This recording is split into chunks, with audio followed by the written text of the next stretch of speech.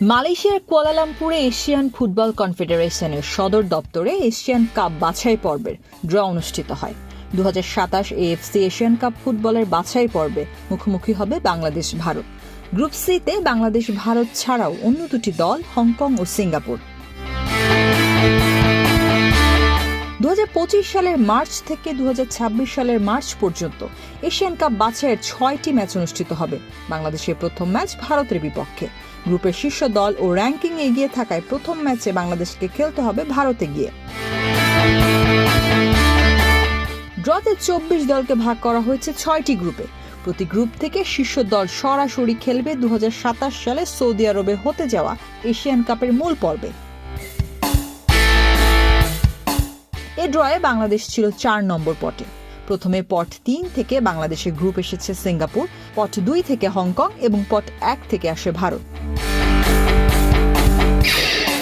এর আগে 2022 বিশ্বকাপ বাছাই পর্বে বাংলাদেশ ছিল ভারতের গ্রুপ সঙ্গী। সেবার কলকাতা 1-1 গোলে ড্র করলেও দোহায় 2-0 গোলে হেরে যায় বাংলাদেশ। এর আগে 1988 সালে এশিয়ান কাপ বাছাই পর্বে ভারতের গ্রুপ সঙ্গী হয়েছিল বাংলাদেশ। সেবার গ্রুপে অন্য দলগুলো ছিল চীন, সংযুক্ত আরব আমিরাত, উত্তর ইয়েমেন ও থাইল্যান্ড। আবুধাবিতে ভারতের বিপক্ষে ম্যাচটি গোলশূন্যভাবে শেষ হয়েছিল। আবারও ভারতকে এশিয়ান কাপ বাছাই পেয়ে খুশি বাংলাদেশ কোচ হাভিয়ের কাব্রেরা। ড্রয়ের পর স্প্যানিশি কোচ বলেন,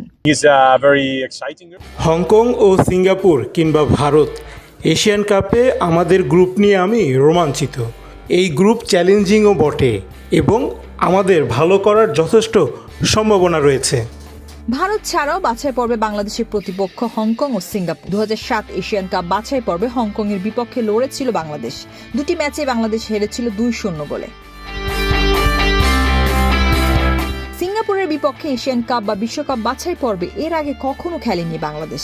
1995 সালে মিয়ানমারের 4 জাতির টুর্নামেন্টে সিঙ্গাপুরকে 1-0 গোলে হারিয়েছিল বাংলাদেশ।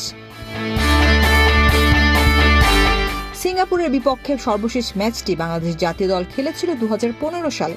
ঢাকায় সে আন্তর্জাতিক প্রীতি ম্যাচে সিঙ্গাপুর 2-1 গোলে হারিয়েছিল বাংলাদেশকে। এশিয়ান কাপে গ্রুপিং চূড়ান্ত হলেও কাবরেরার চুক্তির মেয়াদ শেষ হচ্ছে 31 ডিসেম্বর। তার মেয়াদ বাড়ানো হবে কিনা সে সিদ্ধান্ত হবে বাফুফের নির্বাহী কমিটির সভায়।